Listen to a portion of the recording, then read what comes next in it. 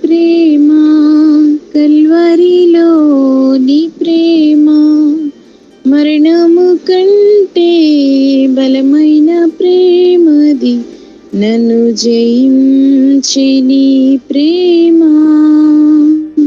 మరణము కంటే బలమైన ప్రేమది, నన్ను జయించి నీ ప్రేమ. ఆశ్చర్యమైన ప్రేమ, పరమును వీడిన ప్రేమ, ధరలో పాపిని వెదకిన ప్రేమ. పరమును వీడిన ప్రేమ, ధరలో పాపిని వెదకిన ప్రేమ. నన్ను కరుణించి ఆదరించి సేదదీర్చి నిత్య జీవమిచ్చే. నన్ను కరుణించి ఆదరించి సేదదీర్చి నిత్య జీవమిచ్చే. ఆశ్చర్యమైన ప్రేమ కల్వరిలో నీ ప్రేమ, మరణము కంటే బలమైన ప్రేమది, నన్ను జయించే నీ ప్రేమ. మరణము కంటే బలమైన ప్రేమది, నన్ను జయించే నీ ప్రేమ. ఆశ్చర్యమైన ప్రేమ, పావన యేసుని ప్రేమ, సిలువలో పాపిని మోసిన ప్రేమ. పావన యేసుని ప్రేమ, సిలువలో పాపిని మోసిన ప్రేమ. నాకై మరణించి జీవమిచ్చి జయమిచ్చి తన మహిమనిచ్చే. ఆశ్చర్యమైన ప్రేమ, శ్రమలు సహించిన ప్రేమ, నాకై శాపమునోచిన ప్రేమ. శ్రమలు సహించిన ప్రేమ, నాకై శాపమునోచిన ప్రేమ. విడనాడని ప్రేమరి ఎన్నడూ ఎడబాయదు. ఆశ్చర్యమైన ప్రేమ, నా స్థితి చూచిన ప్రేమ, నాకై జాలిని చూపిన ప్రేమ. నా స్థితి చూచిన ప్రేమ, నాకై జాలిని చూపిన ప్రేమ. నాకై పరుగెత్తి కౌగిలించి ముద్దాడి కన్నీటిని తుడిచే. నాకై పరుగెత్తి కౌగిలించి ముద్దాడి కన్నీటిని తుడిచే. ఆశ్చర్యమైన ప్రేమ కల్వరిలో నీ ప్రేమ, మరణము కంటే బలమైన ప్రేమది, నన్ను జయించే నీ ప్రేమ. మరణము కంటే బలమైన ప్రేమది, నన్ను జయించే నీ ప్రేమ. ఆశ్చర్యమైన ప్రేమ. ఆదికాండం 2వ అధ్యాయం 15వ వచనం. ఎవరైనా ఒకరు చదవండి ప్రియులారా.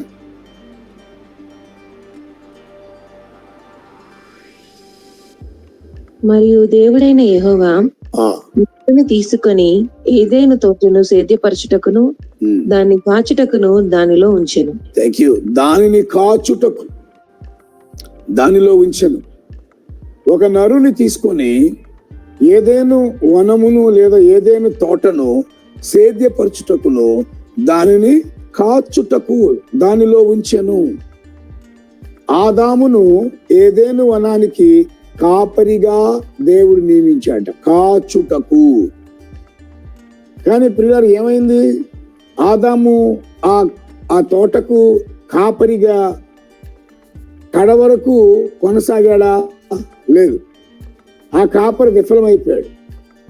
ఏదేను అనే వనాన్ని మీద అధికారం దేవుడిచ్చాడు. ఏదేను వనాన్ని ఫలింపచేయడానికి, సేద్యపరచడానికి దేవుడు ఆదామును కాపరిగా నియమిస్తే ఆదాము ఆ కాపరత్వాన్ని నిలుపుకోలేకపోయాడు. ఆ కాపరి విఫలమైపోయాడు. ఎందుకని?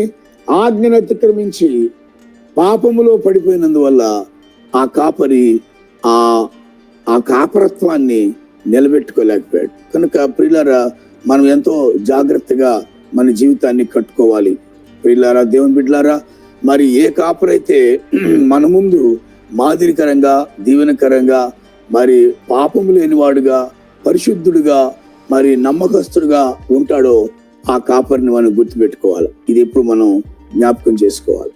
కనుక ఆ కాపరి, ఆ ఆదాము అనేటువంటి కాపరి ఆ ఏదైనా వనంలో ఎక్కువ కాలం నిలవలేకపోయాడు. ఆ వనం నుంచి ఆయన బయటికి వెళ్ళిపోయాడు. రెండవది, ఇంకొక కాపరి మనకు కనబడతాడు. సమూయేలు మొదటి గ్రంథం 26వ అధ్యాయం 15వ వచనం. ఇది కూడా చదవండి. సమూయేలు మొదటి గ్రంథం 26వ అధ్యాయము 15వ వచనం. అందుకు దావీదు, నువ్వు మగవాడవు కావా? ఇశ్రాయేలులలో నీ వంటి వాడెవడు? నీకు యజమానులకు రాజునకు నీవెందుకు కాపు కాయకపోతివి? చూడండి, ఇక్కడ సౌలు మహారాజు యొక్క సైన్యాధిపతి అబ్నేరు గురించి దావీదు మాట్లాడుతున్నాడు. ఒక విచిత్రమైన సందర్భంలో సౌలు దావీదుని తరుముతూ ఉన్నాడు కదా.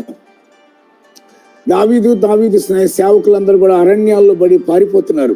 సౌలు తన సైన్యంతో దావీదుని వెంటాడుతున్నాడు అరణ్యంలో. మరి వీళ్ళకి మధ్యలో గొప్ప వైరం జరుగుతోంది. మరి వీళ్ళేమో వాళ్ళని చంపాలని చూస్తున్నారు. మరి చంపాలని వెనకాల పడేవాడిని వాళ్ళు ఎందుకు కూరుకుంటారు? వాళ్ళు కూడా దొరికితే ఈ శత్రువులు వదిలించుకోవాలని ఎవరి కాళ్ళే చూస్తూ ఉంటారు. ఈ భయంకరమైనటువంటి యుద్ధ వాతావరణంలో ఒక రోజున మరి ఎవరినైతే తరుగుతున్నాడో సౌలు, ఆ దావీదే మరి వీళ్లను ఆ దావీదు చేతికి దేవుడు అప్పగించాడు. ఒక కొండల మీద ఈ రాజు, ఈ సౌలు, వీళ్ళ సేవకులందరూ కూడా ఈ ఒక చోట విశ్రాంతి తీసుకున్నప్పుడు అందరూ నిద్రపోతున్నారు. రాజావారు అక్కడ ఉన్నాడు, ఆయన అంతరంగికులు ఉన్నారు. ఆయనను కాపు కాయడానికి, ఆయనను మరి భద్రపరచడానికి నియమింపబడినటువంటి సైన్యాధిపతి సైన్యం అబ్నేరు, వాళ్ళు కూడా నిద్రపోతున్నారు. దావీదు ఏం చేశాడండి?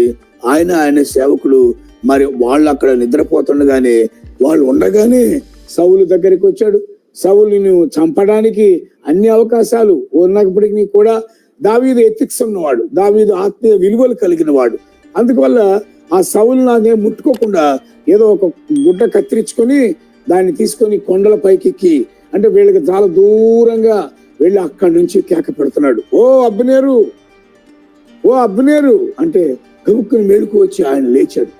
ఏంటి అని గబుక్కుని లేస్తే అప్పుడు చెప్తున్నాడు, మొగోడు కదా, నేను ఎందుకు నియమించాడా దేవుడు? ఆ సౌలుకు నువ్వు కాపరిగా ఉండాలి కదా, సౌలు ప్రాణాన్ని నువ్వు కాపాడాలి కదా, శత్రువు జోలికి పోకుండా నిన్ను కాపు కాయటానికి కదా నిన్ను నియమించాడు. ఏమయ్యా నువ్వు నిద్రపోతున్నావు?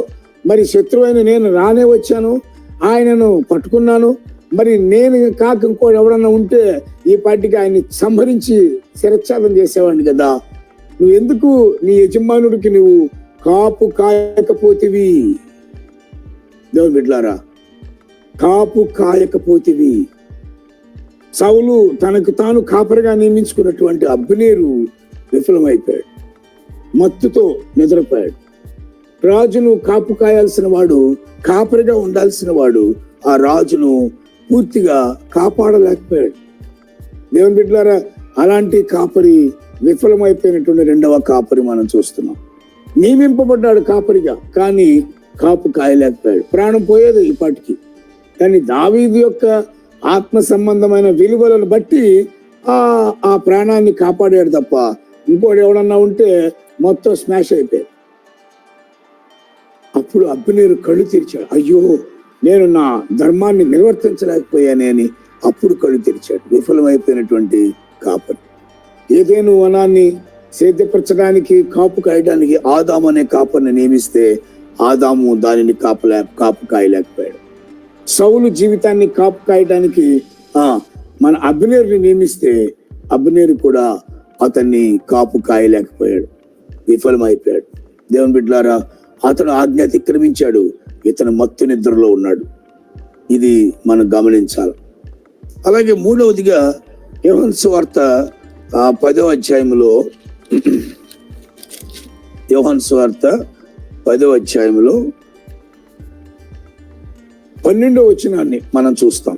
యోహాను సువార్త 10వ అధ్యాయం 12వ వచనంలో అక్కడ ఉందో ఒక మాట చదవండి. జీతగాడు గొర్రెల కాపరి కాడు గనుక గొర్రెల కాపరి కాడు. చూడండి, జీతగాడు గొర్రెల కాపరి కాడు. కాపరిలాగా ఉంటాడు కానీ కాపరి కాడు. దేవుని బిడ్డలారా, జీతగాడు అంటే ఒకటి జీతం కోసం పనిచేసేవాడు, అంటే డ్యూటీ లాగా చేసేవాడు. దాని ఏముంది, నేను వెళ్ళినా వెళ్ళకపోయినా, లేకపోతే మాట్లాడిపోయినా, నేను వెళ్ళానా లేదా, వచ్చానా లేదా, కలిసానా లేదా, హాజరేసుకున్నాను లేదా, అటెండెన్స్ వేసేసుకున్నాను లేదా, ఎస్, డ్యూటీలో కౌంట్ అయిపోద్ది, నెల చివరిలో నా జీతం నాకు వచ్చేస్తుంది అని కాపరిగా ఉండేవాడు. అతడు కాపరి కాడంట. జీతం తీసుకునేవాడు కాపరి కాడు అంటున్నాడని క్లియర్గా చెప్తుండే యేసుప్రభు. జీతగాడు కాపరి కాడు, కాపరి లాంటి వాడు. కాపరి లాంటి వాళ్ళతోనే ప్రమాదం. కాపరి లాంటి వాళ్ళతోనే ప్రమాదం. ఎందుకని? వారికి పూర్తిగా ఆత్మ సంబంధమైనటువంటి బాధ్యత ఉండదు అన్నమాట. వారు దేని మీద ఫోకస్ పెడతారు అంటే వాళ్ళ జీవనోపాధి మీదే ఫోకస్ పెడతారు. వారికి కావాల్సిన జీతం వస్తే చాలు. ఇలా ఒక ఉద్యోగస్తులాగా, మామ వచ్చామా లేదా, డ్యూటీలో సంతకం పెట్టామా లేదా, ఆ రోజంతా టైమింగ్ ఉందా లేదా, మళ్ళీ సాయంత్రం వెళ్ళేటప్పుడు టైం వేసుకుంటాం, కౌంట్ అయిపోతుంది, నెల చివరిలో వాటన్నిటికీ జీతం వచ్చేస్తుంది. కాపరి జీతగాడు కాకూడదు. నా మట్టుకు నేను జీతం తీసుకోవడానికి ఇష్టపడడం లేదు. మా నాన్నగారు కూడా అలాగే చేశాడు. ఆయన సిఎస్ఐ సంఘంలో మామూలుగా సేవలో ప్రారంభం చేసుకున్నాడు ఆయన రక్షణ పొందిన తర్వాత. కానీ ఎన్నడూ జీతం తీసుకోవాల. మా ఫాదర్ ప్రత్తిపాటి జాకబ్ గారు, మా నాన్న, నేను గర్వంగా చెప్పుకోగలుగుతున్నా. మా ఫాదరు మరి కృష్ణా గోదావరి డయాసిస్ లో చాలా సంఘాలకు ఆయన కాపరిగా ఉన్నాడు. కానీ ఎక్కడా కూడా జీతం ₹1 కూడా తీసుకోకుండా పనిచేశాడు.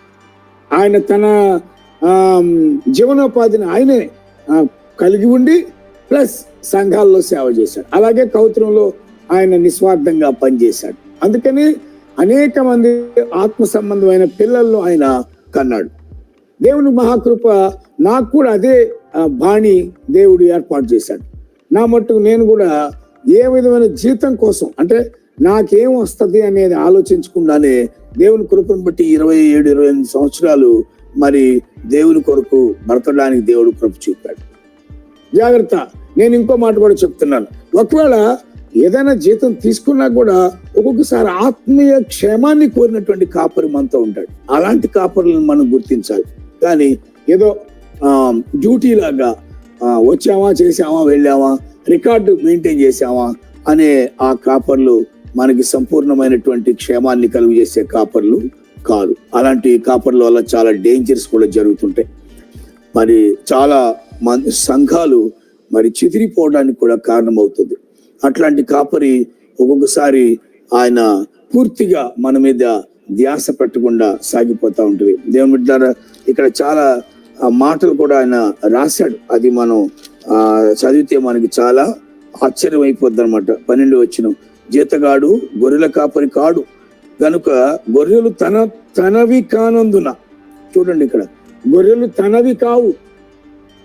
తనవి కావు అంటే ఏంటి? కాపరిగా నియమించబడ్డాడు, జీతం కోసం నియమించబడ్డాడు, కానీ గొర్రెలు తనవి కావు. అంటే తన వల్ల ఆ గొర్రెలు రక్షణలోనికి రాలేదు. అంటే గొర్రెలకి కాపరికి ఎలాంటి ఆత్మ సంబంధమైన బంధం లేదన్నమాట. ఇది చాలా మందికి ఇట్లాంటి మరి ఇలాంటి వేదన ఉంది.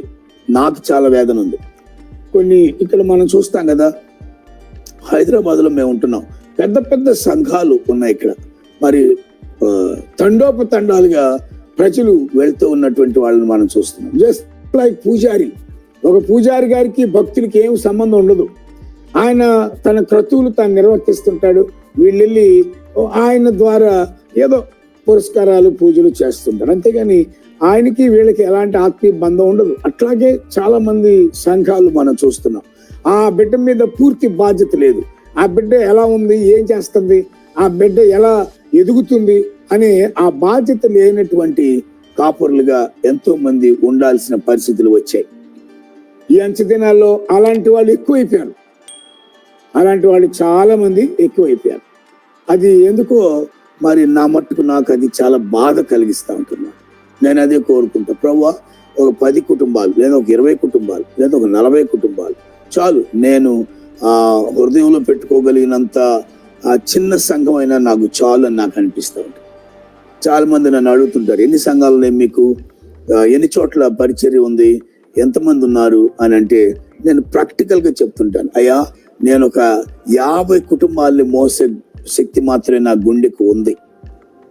నా గుండెకు ఒక 50 కుటుంబాలను చూసే శక్తి ఉంది. మహా అయితే ఇంకా కొంచెం అవకాశం ఉంటే ఇంకొక 70, ఇంకొక 80, మహా అయితే 100 కుటుంబాల కంటే ఎక్కువ భారాన్ని మొయ్యలేవు.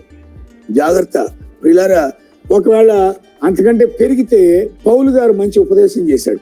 ఆయన సేవలో చాలా పెద్ద పెద్ద విస్తారమైనటువంటి సంఘాలుగా పెరిగాయి.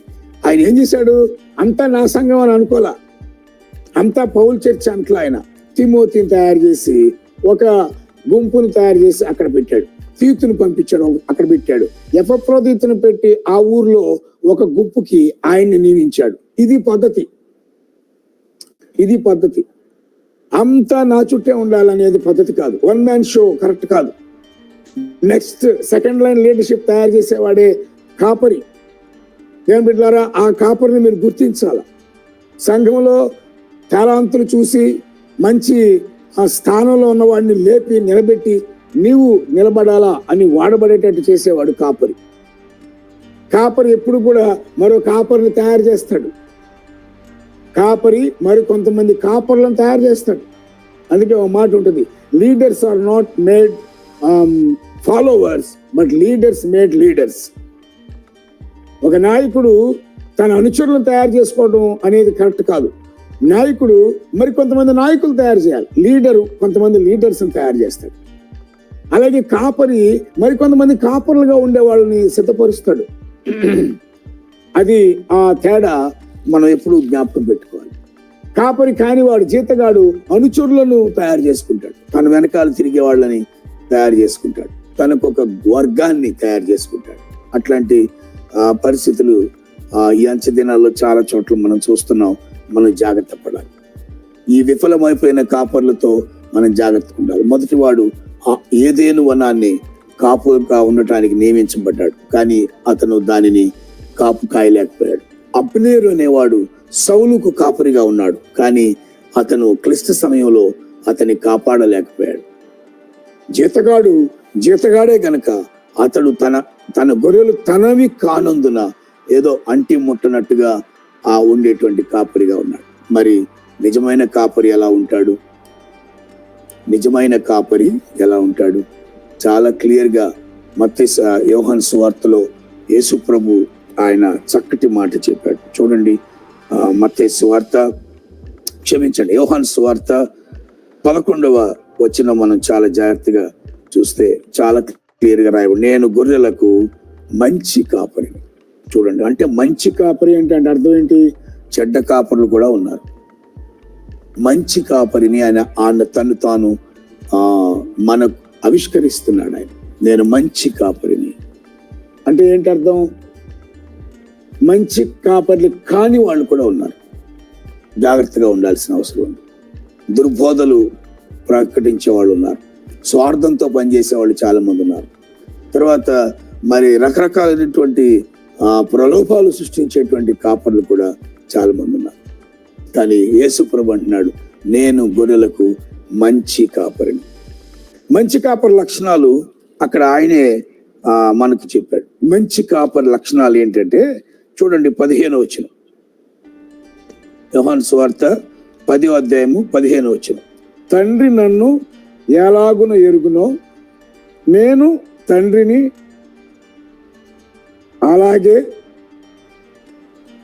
ఎలాగ ఎరుగుదునో అలాగే నేను నా గొర్రెలను ఎరుగుదును. మంచి కాపరి ఎప్పుడు కూడా గొర్రెల గురించినటువంటి గొర్రెలను ఎరుగుదును అంటున్నాడు. అంటే గొర్రెల యొక్క గుణగణాలు నాకు తెలుసు, గొర్రెల యొక్క కష్ట సుఖాలు ఎరిగిన వాడే, గొర్రెల యొక్క మరి జీవన విధానం ఎరిగిన వాడే. ఇక్కడ ఎరుగును అంటే అర్థం ఏంటంటే బాధ్యత గలవాడై ఉన్నాడు కాపరి. ఒక అలాంటి కాపరి మన కాపరి అయి ఉండాలి, బాధ్యత గలవాడై. నా గొర్రెలు నేను ఎరుగుదును అంటున్నాడు ఆయన. అని నాకు తెలుసు ఆ గొర్రెలు ఎలా ఎదుగుతున్నాయో, వాళ్ళ యొక్క అవసరాలు ఏంటో, వాళ్ళ యొక్క మరి అక్కర్లేంటో ఎరిగిన వాడై ఉన్నటువంటి కాపరి మనకి ఎంత అవసరం. బైబిల్లో రాయబడింది, నన్ను ఎరిగిన వాడు నాకు ఒకడు కలడు అని. ఎంత అద్భుతమైన విషయం అది. లోకారణ్యంలో నా గురించి తెలిసిన వాడు ఒకడున్నాడు, అది కాపరి లక్షణం.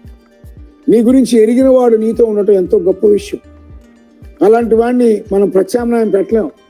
ఎరిగిన వాడు అంటే నీ మీద బాధ్యత గలవాడు, ఎల్లప్పుడూ నీ గురించి ఆలోచించేవాడు, ఎల్లప్పుడూ మన గురించి తలంచేవాడు, ఎల్లప్పుడూ మనల్ని సరిచేయడానికి ఇష్టపడేవాడు. He just like a mentor. మనం ఏ దారిలో నడుస్తున్నామో జాగ్రత్త అని మనల్ని గద్దించేవాడు మన కాపరి. బైబిల్లో రాయబడింది కదా, బెత్తము వాడని వాడు తన కుమారునికి విరోధి. నిజమైనటువంటి తండ్రి ఆ బిడ్డను గద్దించైనా ఆ బిడ్డను దారిలోకి తీసుకొస్తాడనమాట. నాయన ఎరిగిన వాడై వర్తమానం ఇస్తాడు కాపరి. వాళ్ళ యొక్క పరిస్థితి ఎరిగిన వాడై మరి భారంతో కన్నీళ్లతో దేవుని వాక్యాన్ని ప్రకటిస్తాడు ఆ కాపరి. ఏదో ఒక పోర్షన్ పెట్టుకొని వచ్చి ఆ రోజు దానిని చెప్పేవాడు కాదు. పరిస్థితిని బట్టి ఏ గాయపడి ఉంది, ఏ పరిస్థితుల్లో ఇరుక్కుపోయి ఉన్నారు వీళ్ళు, ఎక్కడ తప్పు జరుగుతుంది, ఎక్కడ వీళ్ళు పొరపాటు చేస్తున్నారు, దాన్ని కనిపెట్టి అందుకు తగ్గినటువంటి వాక్యాన్ని అందిస్తాడు కాపరి. ఎందుకని? ఎరుగుదును, నేను ఎరుగుదును. అవును ప్రియులారా, నేను ఎరుగుదును. నేను ఒక కుటుంబాన్ని ఎరిగిన సమయంలో నేనేదో మామూలుగా ఆ రోజు ఏదో సందర్భం ఉంది, ఆ సందర్భాన్ని బట్టి వాక్యాన్ని సిద్ధపరచుకొని వెళ్ళాను. కానీ నేను వెళ్ళేసరికి అక్కడ ఆ బిడ్డలు వేరే రకమైనటువంటి ఇబ్బందుల్లో ఉన్నారు. ఆ ఇబ్బంది వాళ్ళని తప్పుదారిలో నడిపిస్తా ఉంది. ప్రియులారా, అక్కడ వెంటనే దేవుని దగ్గర మొరపెట్టుకొని, ప్రభు వీళ్ళున్న పరిస్థితిని వీళ్ళ పరిస్థితిని నేను ఎరిగి ఉన్నాను కనుక దానికి తగ్గట్టుగా వారితో మాట్లాడాలి ప్రభు అని నేను వాక్యం ప్రకటిస్తున్నప్పుడు చాలాసార్లు మన చర్చిలో కూడా మరి అనేక సార్లు నాకు వినబడుతున్న మాట ఏంటంటే, అన్న ఈరోజు దేవుడు నాతోనే మాట్లాడాడన్నా, ఈరోజు మీరు మాట్లాడకపోతే నేను రాంగ్ స్టెప్ వెళ్ళిపోయేవాడిని, ఈరోజు నువ్వు నాతో వాక్యం చెప్పకపోతే నేను తప్పుడు నిర్ణయాన్ని తీసేసుకునేదాన్ని అని ఎంతో మంది బిడ్డలు చెప్పడం మనం చూస్తాం. సో ఎరిగిన వాడై ఉంటాడు నిజమైనటువంటి కాపరి. అలాగే ఇంకొక మాట కూడా మనం చూస్తాం.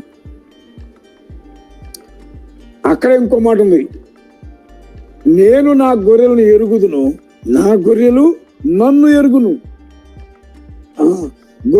ఎప్పుడైతే గొర్రెలు అంటే విశ్వాసుల యొక్క విధానం ఒక కాపరికి ఎప్పుడైతే తెలుస్తుందో, విశ్వాసులు కూడా గొర్రెల యొక్క ఆ కాపరి యొక్క సాధక బాధకాలు ఎరిగిన వారే ఉంటారు. ఈ బంధం చూసారా, నేను ఆ వారిని ఎరుగుదును, వారు నన్ను ఎరుగుదురు. ఈ అవినాభావ బంధాన్ని కలిగిన వాడు మరి కాపరి అయి ఉన్నాడని నేను మిమ్మల్ని మరొకసారి జ్ఞాపకం చేస్తున్నాను. ఈ కాపరిని మనం ఎప్పుడు కూడా పోగొట్టుకోకూడదు. తర్వాత 2వ లక్షణం 27వ వచనం, యోహాను సువార్త 10వ అధ్యాయము 27వ వచనంలో రాయబడిన మాట ఏంటంటే, నా గొర్రెలు నా స్వరము వినును. మళ్ళీ ఇక్కడ రాయబడింది, నా గొర్రెలు నా స్వరం వినును. పిల్లరా, లోబడే వ్యక్తులుగా ఉంటారు, విధేయులుగా ఉన్నటువంటి బిడ్డలుగా ఉంటారు ఆ కాపరికి. స్వరం వింటారు, అంటే దేవుడు మాట్లాడుతున్నాడు అనే స్వరం వింటారు. నెగిటివిటీ ఉండదన్నమాట. అంటే ఏదో మనసులో ఇంకోటి పెట్టుకొని ఇంకోటి మాట్లాడే విధానం ఉండదు. ఇది దేవుని స్వరం, మా కాపరి దేవుడు మాతో మాట్లాడుతున్నాడు అనే ఆ చక్కటి అవినాభావ సంబంధాన్ని కలిగి ఉంటాడు అన్నమాట. నా గొర్రెలు నా స్వరాన్ని వినును. దేవుని బిడ్డలారా, నీవు దేవుని స్వరాన్ని వినడానికి దేవుడు తన కాపరి నియమించుకున్నప్పుడు ఆ కాపరి స్వరాన్ని మనం వింటాం. కనుక స్వరాన్ని వినే స్థితిలో కాపరి గొర్రెలు ఉండాలన్నమాట. స్వరం అంటే ఏంటి అర్థం? మనకి ఆయన దిశానిర్దేశం చేస్తున్నప్పుడు ఇది కరెక్ట్ కాదు, ఇది కరెక్ట్, ఇది చెయ్యొద్దు, ఇది చెయ్యండి, ఇలా వెళ్ళొద్దు, ఇలా వెళ్ళండి అనే ఆ చక్కటి దిశానిర్దేశం చేసేటువంటి కాపరి మన కాపరి అయి ఉండాలి. ప్రార్థన చేయాలి అట్లాంటి కాపరి కోసం. నెంబర్ 1 ఎరిగిన కాపరి. నెంబర్ 2 స్వరము ఎరిగినటువంటి కాపరి. మళ్ళీ తర్వాత చివరిగా అదే వచనంలో మనం చూస్తాము, 27వ వచనంలోనే, నా గొర్రెలు నా స్వరం వినును, నేను వాటిని ఎరుగుదును, అవి నన్ను వెంబడించును. అవి నన్ను వెంబడించును. కాపరి గొర్రెలను వెంబడించే స్థితిలో ఉండాలి. గొర్రెలు ఒక కాపరిని చూసి ఆ రకంగా వెళ్ళగలిగిన స్థితిలో ఉండాలి. ఆ బంధం ఉండాలి, ఆ చక్కటి ఫాలో అప్ ఉండాలి. అట్లాంటి బంధాన్ని మనం ఏర్పరచుకున్నటువంటి ఒక మంచి కాపరిగా మనకు యేసు ప్రభువు ఉన్నాడు. నాయన, కాపర్లందరికీ ప్రధాన కాపరి యేసు ప్రభు. ఆయన మించిన కాపరి లేడు. నియమింపబడిన కాపరులు మాలాంటి వాళ్ళు, లేకపోతే సేవకులు, మీకు రక్షణ ఇచ్చినటువంటి వారు. కానీ అందరికంటే పైన కాపరి ఇంకా అద్భుతమైన కాపరి. చాలా క్లియర్ కట్ వచనం మనం చూస్తాం. అది 11వ వచనంలో మనం చూస్తాం, నేను గొర్రెలకు మంచి కాపరిని, మంచి కాపరి తన గొర్రెలకు కొరకు తన ప్రాణము పెట్టును అని వ్రాయబడి. ప్రాణము పెట్టే కాపరి యేసు ప్రభు. యేసు ప్రభు తన ప్రాణం పెట్టాడని వాక్యం రాయబడింది. ఎస్, ఇప్పుడు మనం ఈ లెంట్ డేస్ లో మనం దాన్ని ధ్యానం చేస్తున్నాం. ఆయన ప్రాణం పెట్టిన విధానాన్ని మనం ధ్యానం చేస్తున్నాం. నాయన, దీన్ని మనం ఇంకా చెప్పాలంటే ప్రాణంగా ప్రేమించే కాపరి, ప్రాణానికి ప్రాణాన్ని అడ్డు వేసేటువంటి కాపరి. కనుక ఎన్నడూ కూడా ఇలాంటి ప్రాణప్రదంగా మనల్ని చూసేటువంటి కాపరిని ఎప్పుడూ వదలకూడదు, ఆయనకి దూరంగా వెళ్ళకూడదు. అనేక పన్నాగాలు సాతానుడు మన మీద ప్రయోగిస్తూ ఉంటాడు. మన కొరకు ప్రాణం పెట్టేటువంటి కాపరికి మనల్ని దూరం చేస్తూ ఉంటాడు. మనల్ని ఎరిగిన వాడైన ఒక కాపరిని వదిలేసి మనల్ని ఎరగని వారి దగ్గరికి మనల్ని నడిపిస్తాం. చాలా ఆశ్చర్యం కలుగుతూ ఉంటుంది. మనల్ని ఎరిగిన వాడి నుంచి దూరంగా తీసుకెళ్ళిపోయి మనల్ని ఎరగని వాడు. ఆ రోజుల్లోనట యోసేపు ఆ కుటుంబం అంతటిని తీసుకొచ్చి ఐగుప్తులో పెట్టాడు కదా. ఐగుప్తులో యోసేపు ఉన్నంత వరకు వాళ్ళకేం కొదువు లేదు. రాజుగారులు అందరూ వాళ్ళకి ఫేవర్ గా ఉన్నారు. వాళ్ళు పొలాలు కొన్నారట, వాళ్ళు విస్తరించారు. 70 మంది వెళ్ళారు, కొన్ని లక్షలుగా విస్తరించారు. బైబిల్లో ఒక మాట ఉంటుంది, తర్వాత కాలక్రమేణా కొన్నాళ్ళు పోయిన తర్వాత వీరిని ఎరగని రాజు అక్కడ వచ్చాడంట. యోసేపు చనిపోయాడు, ఇంకొక తరం గతించిపోయింది. కొన్నాళ్ళు పోయిన తర్వాత అక్కడ రాజు కూడా మారాడు. యోసేపు కాలంలో ఉన్న రాజులు మారారు. వీళ్ళని ఎరగని రాజు అక్కడ వచ్చాడు.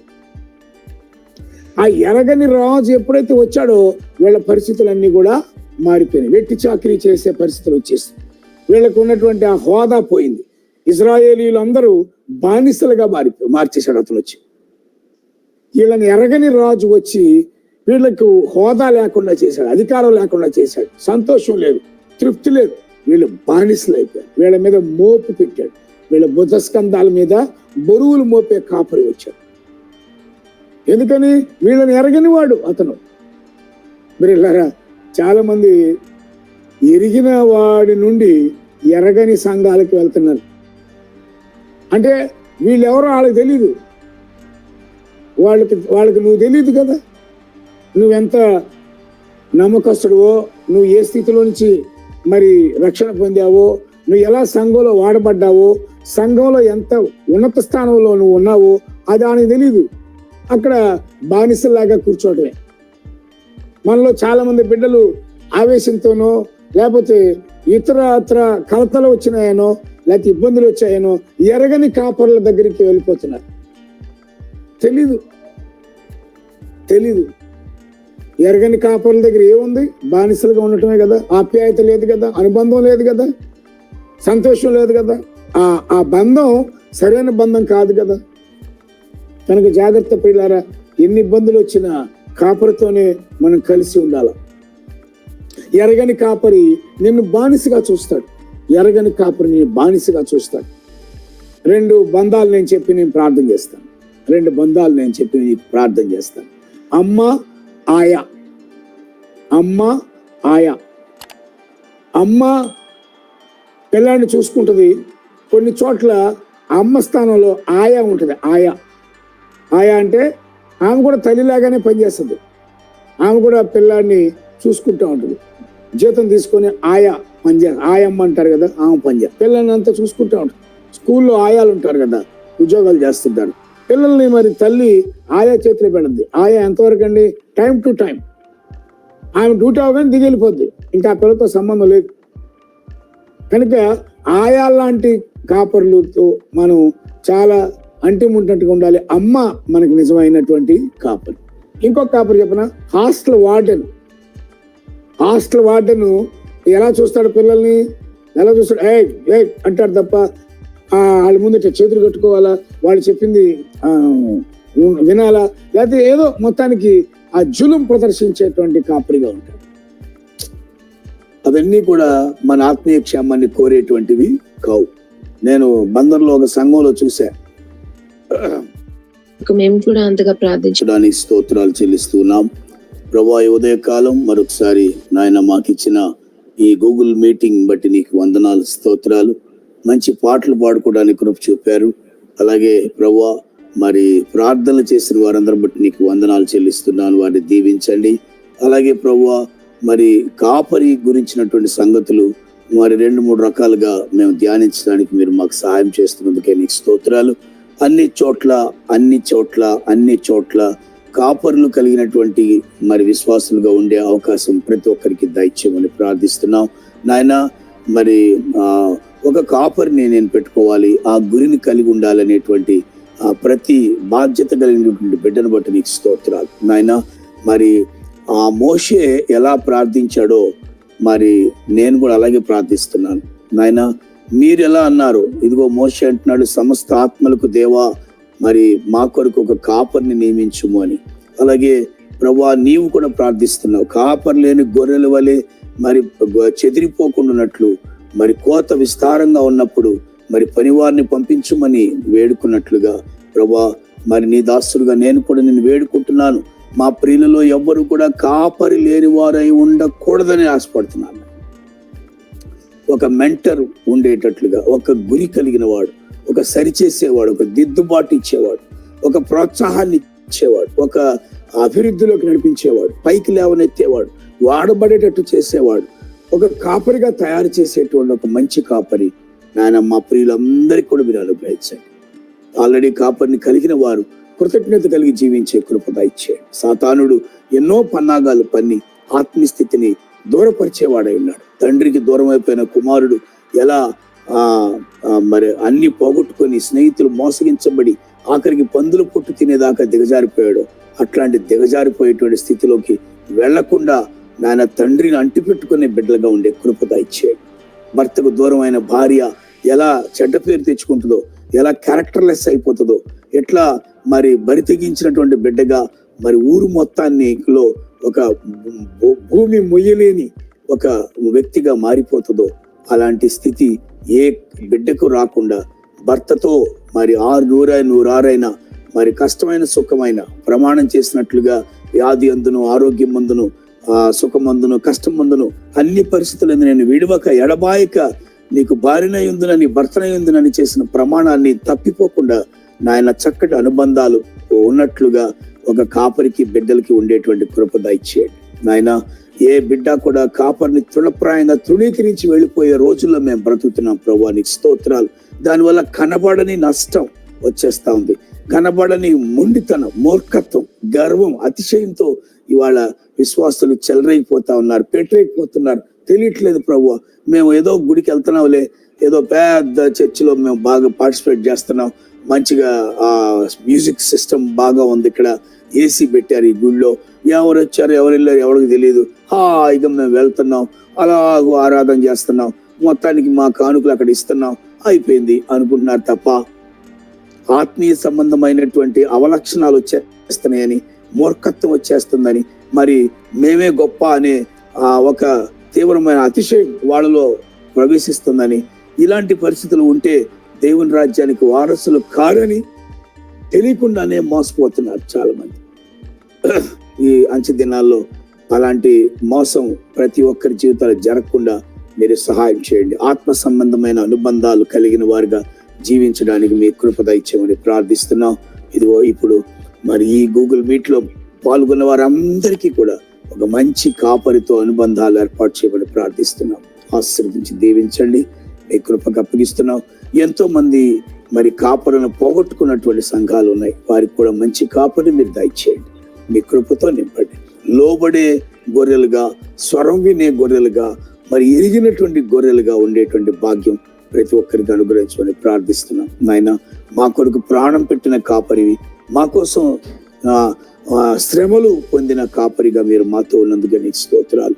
నీవే ప్రధాన కాపరివే సంఘాన్ని నడిపించి సహాయం చేయండి.